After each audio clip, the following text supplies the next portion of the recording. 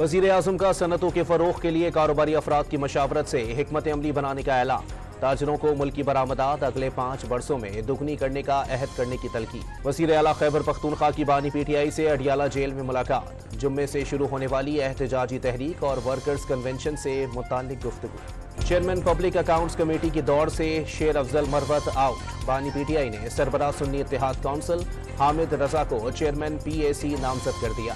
Sindh public accounts committee की chairmanship मांग ली। अली खुर्शीदी का PP क़यादत को फराख दिली के मुजाहिरे का मशवरा।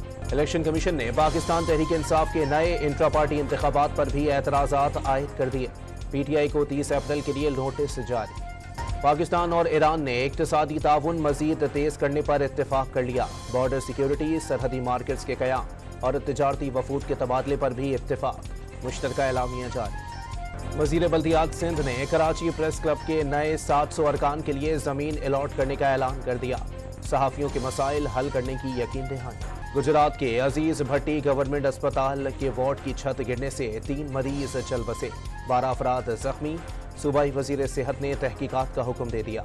वाशिक में जमीन के तनाज़े पर मुसल्ला तसादुम 4 जाने ले गया, 4 अफराद जख्मी भी हुए। एक जख्मी की मौत अस्पताल ले जाते हुए हादसे के बाइस हुई।